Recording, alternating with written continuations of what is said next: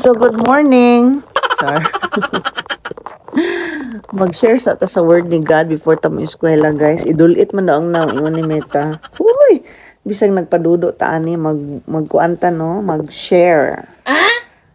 Ang uban sa ato dili mo tuo nga naatay kaaway, ang atong kaaway si Satan sa spiritual realm, dili makita no. Atay kaaway nga mao si Satanas. Nya mo rin ang trabaho to kill, to steal, to destroy.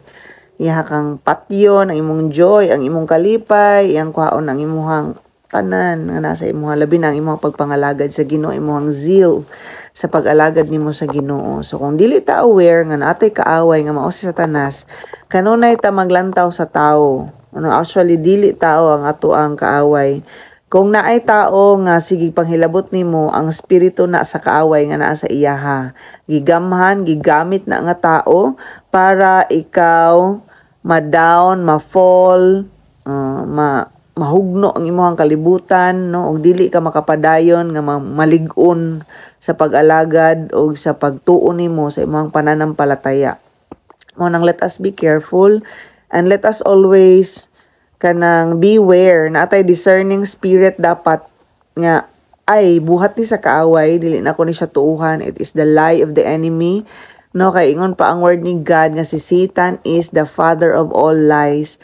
Wala gyud na siya laing trabahoon, maghunghong ni siya mga negatibo nga mga butang sa imuhang hunahuna aron dili ka maka-focus gyud sa imuhang tawag. No, paras kang Paul, daghan kaayo og plano ang Ginoo sa atong kinabuhi pero usahay mababagan siya sa kaaway. Kabantay mo ting simban na pagkasabado hala mag-away no or mawala ang medyas or unsa pa na dira ang mga reasons dili na makapadayon sa pag-eskwela or naibuluhaton pero nadaot ang imong pagbati so dili nakaganahan mo adto inana bitaw.